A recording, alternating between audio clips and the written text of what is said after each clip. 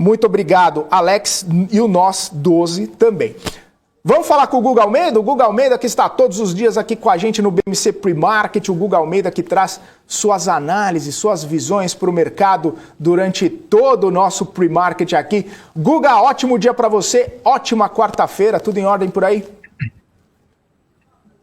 Bom dia, Felipe. Bom dia, pessoal. Tudo em ordem, tudo em ordem. Estou fazendo aqui as minhas anotações e escutando aqui todas as análises, todas as informações aqui da BMC. Espero que hoje eu consiga trazer uma visão aí diferente e possa agregar ainda mais aí no pensamento de todos. Vamos lá então. Ô Guga, a gente ontem de manhã estava falando, né, da expectativa daquele otimismo, da Bolsa subindo 1,85 no pregão de segunda-feira. Ontem a Bolsa até começou, né, com uma leve vantagem ali, subindo um pouquinho, mas no fim do dia, do meio para o fim do dia, acabou perdendo força, aquela força que a gente vem comentando já há alguns dias aqui, que não parece que não pega tração, não sobe, não vai. E aí não conseguiu fechar 2 pregões seguidos em alta, acabou fechando ontem embaixo de 0,19%. Como é que você está vendo essa situação aí, essa falta de tração para a Bolsa, e o que você está enxergando para hoje, meu amigo? Boa pergunta, boa pergunta. Essa falta de tração é aquele otimismo que está faltando para mim no mercado, e aí, como não vem destravando esse otimismo, né, acaba que acontece aquele movimento que nós estamos vendo, de muitos players que são tradicionais em operar renda fixa, né, operar juro, que estavam buscando operações na Bolsa, eles acabam utilizando esses dias, né, e vão se desfazendo de suas posições, e aí a gente vê o mercado, né, uma vez que não tem aí um grande otimismo, sofrer correções ao longo do dia. Né? Então a gente abre um pouco otimista, levemente otimista, mas não consegue se desenvolver para um patamar ainda mais alto. O que é interessante, tá, Felipe? Então, eu vou compartilhar aqui já a tela para que a gente possa ver, mostrar para vocês. Vim aqui para o nosso índice. O que é interessante, tá? Que me chama a atenção aqui nesses últimos dias de negócio, principalmente depois daquele dia onde nós tivemos aqui a carta, né, presidencial, e aí a gente teve aqui, querendo ou não, o início do fim da crise política de curto prazo, né, pelo menos em cima do que estava sendo conversado nas últimas 2 semanas. A gente percebe que o mercado ele aumenta a volatilidade, porque ele muda o comportamento que ele estava tendo. Como assim muda o comportamento? Só tu vê a amplitude que o preço estava oscilando aqui, né? Então a gente vinha tendo aqui um aumento no tom negativo do mercado, mas o mercado ele não conseguia mais se desenvolver com tamanha intensidade que a gente estava tendo anteriormente. Sai a carta, aumenta a volatilidade, o mercado questiona este nível de preço, volta a cair também com um aumento de volatilidade, e aí ele se estabiliza muito próximo aqui das máximas que nós estávamos anteriormente, e vem diminuindo essa volatilidade. Então, nosso movimento de ontem, Felipe, a gente vê o mercado ele iniciando otimista, né, mas essa vol que ele está tendo já é dentro deste patamar de preço, não mais lá na região do 112 ou abaixo de 112. Tá? Então, isso me faz, Felipe, ter ainda um cenário otimista, que continua sendo lá naquela região dos 120 mil pontos, 120.500 pontos, podendo isso, né, saindo alguma evidência, algo que possa destravar preço, podendo chegar, quem sabe, até lá 124.600 pontos. Tá? Mas uma surpresa otimista de curto prazo seria vir para cá, né, para a gente vir para cá para os 120.600 pontos. Gosto desse movimento que aconteceu aqui entre os dias 13 de setembro e 14 de setembro, 2 etapas de queda sem buscar novamente as mínimas ali do dia 10 e as mínimas do dia 9, então gosto desse comportamento até aqui, mas agora, principalmente na parte da manhã de hoje, tá, eu gostaria que entrasse aqui um estímulo positivo que a gente pudesse ver o mercado destravar valor e ir lá para cima. Tá? Caso contrário, Felipe, o que eu enxergo é o mercado voltar a questionar aqui essa região entre 115.300 e 114.700, tá? Questionar aqui, e se por algum motivo acontecer alguma coisa negativa que faça com que o preço, né, ele venha para patamares muito fortes, negativos, voltar aqui para 112.400 pontos. Tá? Então, nota que o movimento ele não é pequeno. Tá? Por quê? Porque aumentou a volatilidade de fato com o evento que nós tivemos semana passada, no dia 9 de setembro. Ô Guga, eu estava dando uma olhada, né? Algumas casas, alguns bancos, revendo as projeções para a Bolsa no fim do ano, né? A gente lembra lá naquela euforia, né, de Bolsa subindo, quando chegou no 130, algumas pessoas falando ali 200 mil, 180 mil, 150 mil, hoje já chegam falando na casa dos 120, 120 e poucos mil ali. É justamente nesse cenário aí que você está falando, né? Que precisa de alguns eventos, precisa de alguns gatilhos para a Bolsa subir, mas parece que esse cenário aqui ainda não está muito propício para elevar as projeções, né? Porque, querendo ou não, Felipe, muitos dos cenários aqui internos, eles dependem da questão política. E se tu for parar para pensar, o entendimento dessas casas de análise havendo eleições ano que vem, nada vai ser aprovado.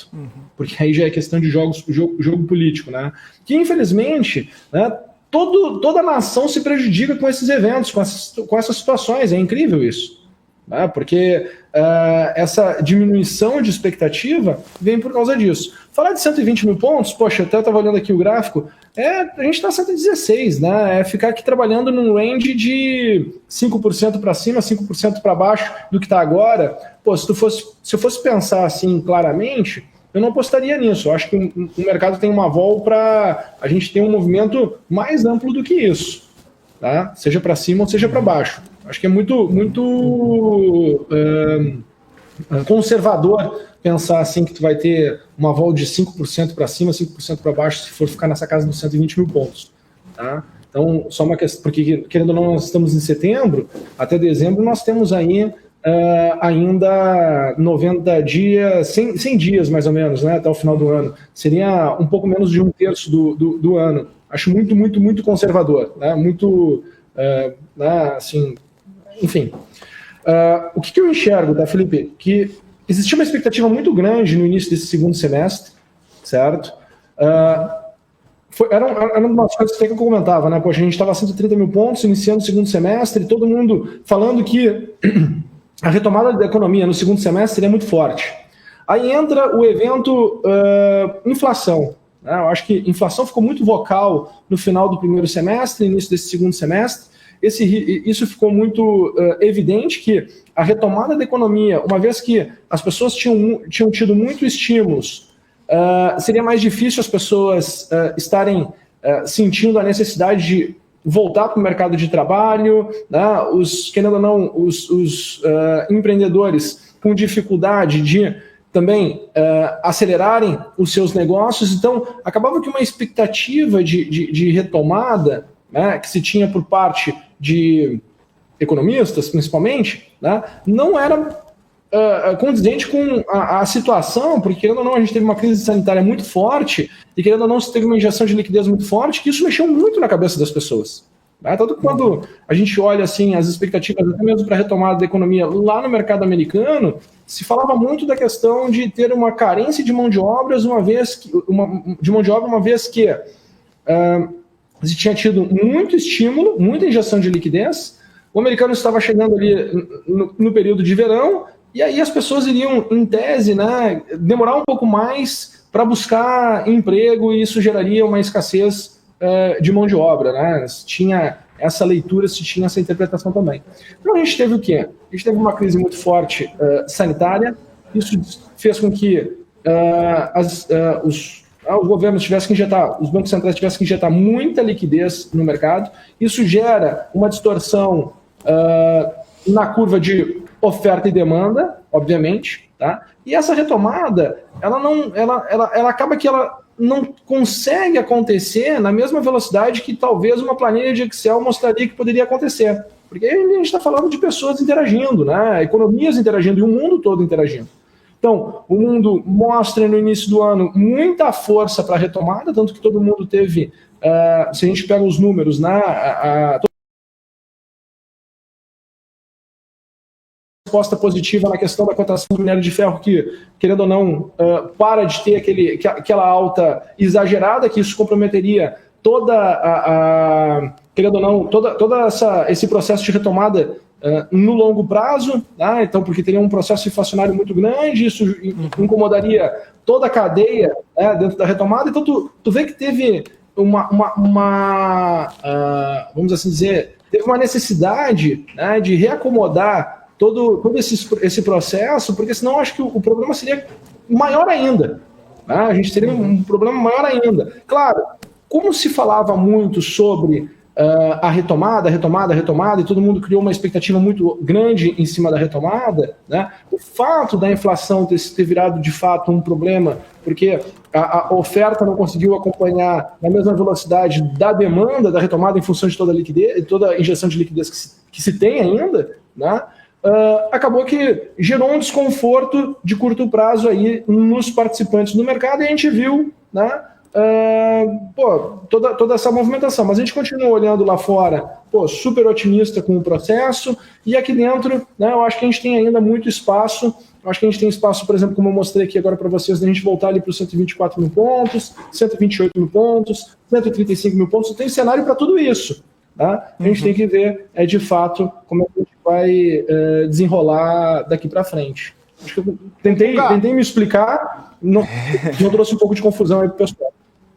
Não, mandou muito bem, mandou muito bem. Eu só tenho mais uma última dúvida aqui contigo, né? Que a gente viu os dados da produção industrial, varejo na China vindo fracos, mas principalmente a produção industrial, né? E tem muita gente já que começa a ficar preocupada com os impactos disso nas ações aqui no Brasil. A gente viu o minério de ferro caindo consecutivamente por vários dias, a gente vê, de repente, algum impacto em Vale. Um telespectador nosso aqui perguntou impacto em Usiminas, o Gerson. Então, esse crescimento mais desacelerado, né, da China, talvez na Europa, também nos Estados Unidos, esse cenário de desaceleração global pode trazer impactos para as empresas brasileiras também, Guga, na sua visão? Como que está essa situação aí? Eu acho que já está impactando, né? Se a gente for olhar, a gente já está num processo de correção. Mas tenta olhar o copo meio cheio e meio vazio, né? A gente estava na metade do ano muito preocupado com a questão inflacionária. Uma desaceleração da China, querendo ou não, ela traz um processo, né, querendo ou não, desinflacionário de curto prazo. Eu acho que teve um movimento aí, não é à toa que o governo chinês teve muita intervenção. É que a gente não gosta, né? Quando a gente escuta assim, poxa, intervenção, a gente acha alguma coisa negativa, mas pensa aonde poderia estar o minério de ferro se não tivesse hoje tido essa intervenção, entendeu? O acionista da Vale talvez falasse assim, puxa, sensacional, mas imagina as derivadas do problema se por acaso tivesse continuado aquela tendência ali intensa e muito forte, o minério de ferro estivesse $300, e tu tivesse que pensar em todo o investimento de infraestrutura que vai ter que acontecer 2022, 2023, 2024, pagar toda essa conta, né, desses últimos anos. Então, a gente tem que tentar enxergar o todo desse movimento, né, e conseguir se posicionar dentro desse todo, desse movimento, de forma estratégica para que a gente possa pegar, né, aquelas tendências que vão acontecendo de médio prazo, de curto prazo, né, para que não se sofra. Tá? Óbvio que impacta, claro que impacta, porque, poxa, todos os gestores de fundo estão com uma tabelinha de Excel lá, fazendo os ajustes na conta, reprecificando, ajustando, né, as suas posições, ajustando, vendo ali a mudança, as variações todas do mercado, e isso gera fluxo, gera intensidade para um lado, gera intensidade para o outro. Mas tu vai estudar, né, o comportamento do preço dos ativos ao longo do tempo, tu vai ver que, poxa, os ativos às vezes ficam 6 meses, 7 meses, 1 ano, 2 anos parados, até que de repente vão lá e entram numa janela de alta e sobem lá 100%, 200% e assim por diante. Então o investidor precisa ir tateando, né, aprendendo a olhar, sempre fazendo esse exercício mental, né, de olhar os dois lados da situação, porque senão a gente começa a ter a tendência de se posicionar como uma vítima do processo. Na verdade, a gente não é vítima, né? A gente tem que ser protagonista do nosso processo de escolha e traçando o cenário e buscando os movimentos, né, do mercado para que tu possa, né, ao longo do ano, crescer aquilo que tu está comprometido em crescer. Eu ainda estou esperando a minha janela do segundo semestre, né, eu, querendo ou não, esses primeiros 3 meses aqui do segundo semestre, né, não consegui performar, porque o mercado não teve tendência de alta, só teve tendência de baixa, né, toda a performance foi muito pontual, então não trouxe todo o movimento que estava esperando, e ainda tenho a expectativa que até o final do ano vai ter uma janela boa, né, para se poder surfar e performar pelo menos a minha meta do segundo semestre. Né? Estou nessa expectativa já há algum tempo, acompanhando esse patamar de preço. Concordo com todos os analistas que está bem descontado aí o valor de muitas companhias. É uma questão de ter paciência, né, para poder surfar bem os movimentos. Espera a onda para poder surfar. É isso aí, Guga. Maravilha, então. Mais uma vez, obrigado por estar aqui com a gente. Sempre muito bom esse bate-papo. Uma ótima quarta-feira para você. Bons negócios. Até amanhã. Uma ótima quarta-feira, pessoal. Bons negócios e até amanhã. Valeu, abração, Guga Almeida, um abraço para você e um abraço também para todo mundo que está nos acompanhando aqui no nosso YouTube. Não se esqueçam de deixar o joinha, viu? Não se esqueçam de deixar o like aqui na nossa programação. Bom, 9 horas e 36 minutos, vou chamar aqui na minha tela Paula Moraes para já deixar um ótimo dia para Paula também, para todo mundo que vai comandar com ela aqui o BMC News, e eu vou me despedindo de todo mundo, volto daqui a pouquinho, 12h30 no Marketing. Paula, ótimo dia para você. Obrigada, Felipe, ótimo dia, 12h36, então te encontro aqui novamente na nossa tela. Um beijo, obrigada, tchau, tchau. Tchau, tchau. Gente...